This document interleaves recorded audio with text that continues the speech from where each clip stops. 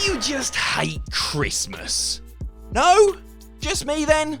Okay, let me explain. Not only do you have to endure cheesy music, cold weather, and awkward work Christmas parties in the run-up to it, but the day itself is usually a monumental anticlimax after all the hype and excitement. Another Lynx Africa set! Cheers, Mum! Oh wow, a reindeer jumper from Primark! You really shouldn't have, Dad. Who wants to play charades and watch Love Actually? Nobody? Good. Although I shouldn't complain too much, as being a fan of professional wrestling has more than set me up for lackluster experiences after promising me the world. I mean, how many times has a rivalry or even a solitary angle or promo built anticipation for a match to a fever pitch, only for the match itself to let you down like a child on sports day? It's important to follow through with a satisfying payoff, especially if fans have invested their hard-earned cash as well as their time in watching it. But companies and performers can often get it wrong despite being set up for success. I'm Adam Pacitti from Cultaholic.com, and these are 10 amazing builds that led to disappointing wrestling matches. Join us. Number 10, Edge vs Randy Orton at WrestleMania 36. The return of Edge after a 9-year absence at the 2020 Royal Rumble was one of the true highlights of what has been a pretty dismal year. Thought to be retired for good due to neck injuries, the surprise appearance of the Rated R superstar and the news that he was back as an active in-ring competitor was music to the ears of fans who had sorely missed him for almost an entire decade. A feud with Randy Orton, who he eliminated from the Rumble, was a natural fit since they had both teamed and feuded in the past, and the Viper was an established safe pair of hands. The duo had some creative control for their rivalry, and both men did some of the best work of their careers, whether it was in impassioned promos or Orton going full psycho killer as he wiped out Edge, Edge's wife Beth Phoenix, and Matt Hardy, cementing himself as the most effective heel in the business once more. Their WrestleMania 36 Last Man Standing match was much anticipated and perhaps could have been a cracker if it had taken place in front of a crowd and been about 15 minutes shorter. As it was, their Performance Center clash was much too long and suffered from a lack of audience response. Thankfully, they had the greatest wrestling match ever to make up for it. Number 9, Randy Savage vs Jake Roberts on Saturday night's main event. Randy Savage attempted to ease into life as a broadcaster following his retirement match loss to Ultimate Warrior at WrestleMania 7, and also made plans to settle down with Miss Elizabeth, whom he had been reunited with at the Showcase of the Immortals. Their wedding took place, naturally, at SummerSlam, and it was a beautiful affair. At the post-wedding reception, however, things took a slithery turn for the worse when the bash was gatecrashed by a surprise serpent and then Jake Roberts and The Undertaker. Macho Man then began a campaign to be reinstated to active competition so he could officially get his revenge, calls that fell on the deaf ears of WWE President Jack Tunney, until Savage was tied to the ropes and bitten by a king cobra in a fantastic angle.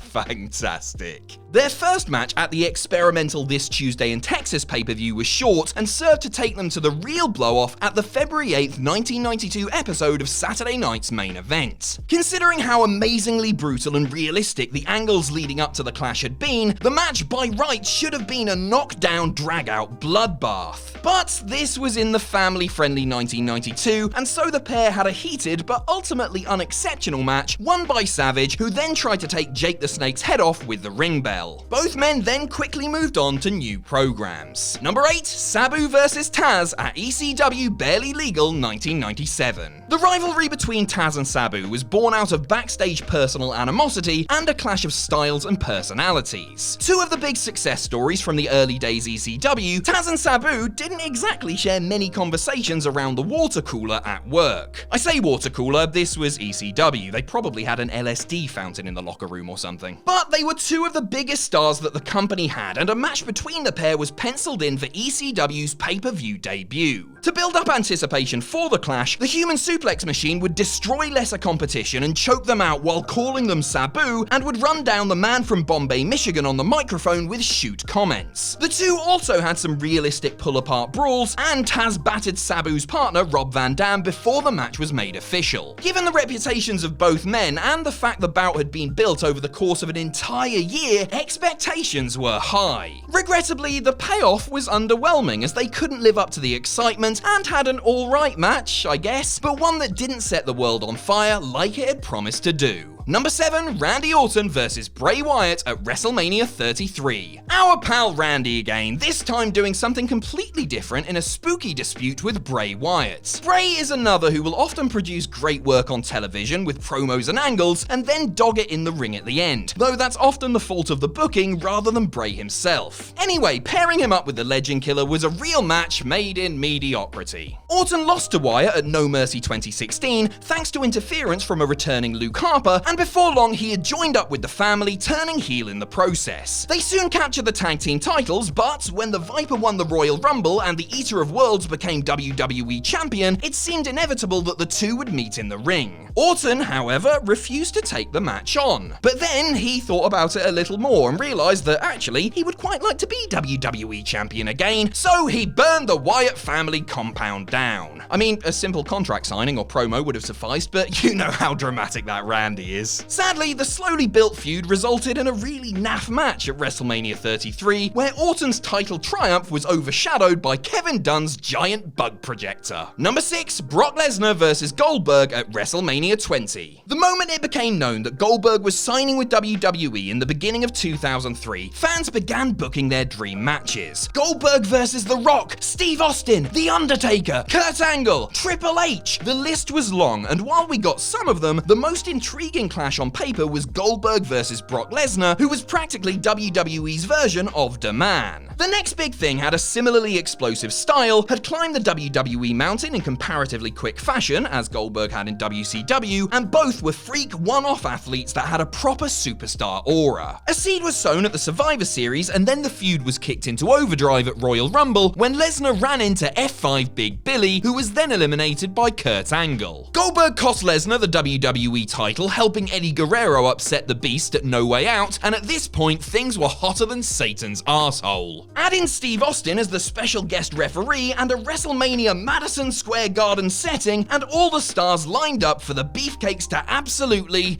well, bottle it. Knowing full well that they were on their way out of the company, the New York crowd were unforgiving of both and turned on the match, which would have probably been poor anyway, giving them a sarcastic send-off to forget. Number 5, Triple H versus Randy Orton at WrestleMania 25. Oh look, it's Randy Orton again. Didn't think we'd go another couple of entries without another appearance from Mr. Chinlock, did ya? Orton was supposed to face Triple H in the main event of WrestleMania 21, but then his babyface title run bombed and Batista became unleashed and took his place. Randy would have to wait another 4 years for a crack at headlining against the game on the grandest stage of them all. Leading into their match, they had a very heated rivalry. They already had the history of Evolution and their previous programs in years past, but this time the Apex Predator went full-on Psycho Orton for the occasion. The Royal Rumble winner and legacy leader took great delight in punting Vince McMahon in the skull, as I'm sure we all would, and made things extra personal by RKOing Stephanie before planting a kiss on her while Hunter was handcuffed to the ropes. Oh, kinky. Triple H and his cool leather jacket then invaded Orton's home and threw him out of the window in a memorable scene. Somewhat inexplicably, WWE sandbagged the duo by adding the stipulation to their match that the Cerebral Assassin could lose the title if he was disqualified, even though the feud begged for the exact opposite. That certainly didn't help a meandering match that had the unfortunate task of following the Shawn Michaels vs. Undertaker classic. Number 4, Nexus vs. Team WWE at SummerSlam 2010. Few factions have made the sort of instant impact that the Nexus did when they burst onto the scene in 2010. The 8 so-called rookies waged war on the WWE roster from the off, famously attacking CM Punk, John Cena, the Straight Edge Society, the ring announcer, the timekeeper, commentators, and just about everyone who dared to get within their vicinity, while also taking apart the ring and ringside area. From there, they launched attacks on everyone from legends like Ricky Steamboat to WWE stars Chris Jericho and Edge. Nobody was safe from Barrett, Slater, Sheffield, Gabriel, Otunga, Young, and Tarver, who individually would have been about as threatening as Waylon Smithers on Prozac, but collectively were an unstoppable force hell-bent on destruction. The group were placed in the main event of SummerSlam, taking on Cena, Edge, Jericho, Bret Hart, John Morrison, R-Truth, and original invader Daniel Bryan in a 7-on-7 elimination tag match. It probably should have been an epic and brutal brawl given the strength of the build and the attacks that the Nexus had carried out in the weeks prior. Sadly, they just sort of had a standard, sometimes boring match with one of the dumbest finishes ever, as Cena easily recovered from a DDT on the concrete floor to take out Gabriel and Barrett for the win. Unrelated, but I'll be right back, guys, just off to flush all of my money down the toilets. Number 3, Brock Lesnar versus Dean Ambrose at WrestleMania 32. When Brock met Goldberg in their WrestleMania 20 disaster piece, he clearly didn't care about match quality and audience satisfaction since he was off to try out for the NFL and hates people anyway. Fast forward 13 years and Lesnar was once again gearing up for an anticipated showdown, this time in a massive stadium against a man who would do absolutely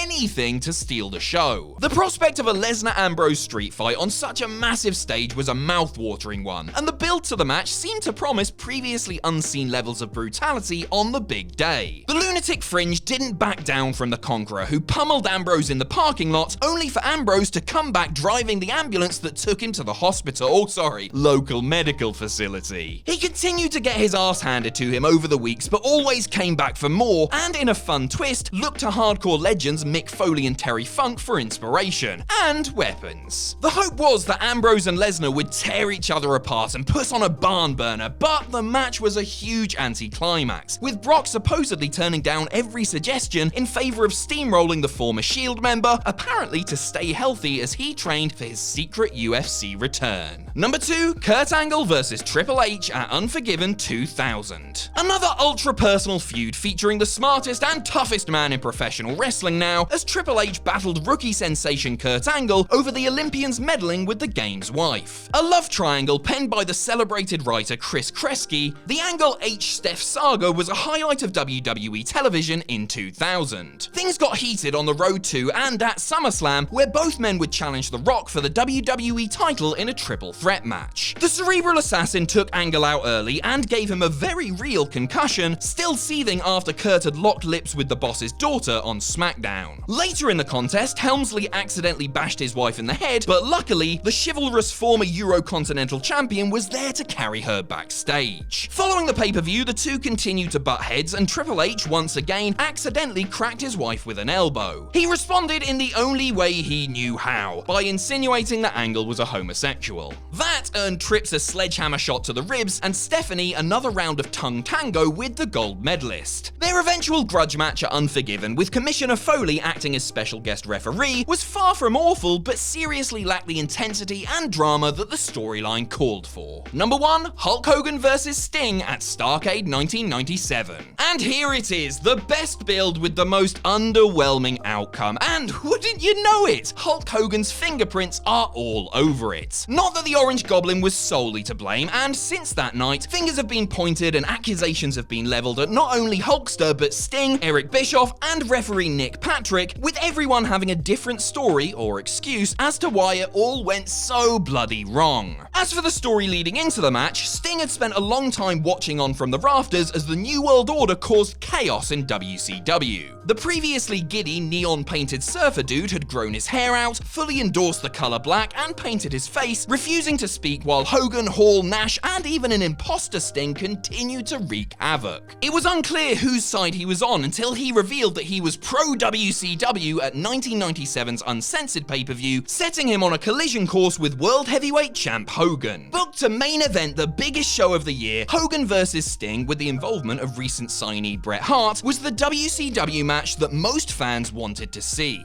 Unfortunately, it completely failed to deliver. As the match was awful and the finish was botched 6 ways from Sunday, the disappointment of the bout playing a part in setting off WCW's downward spiral.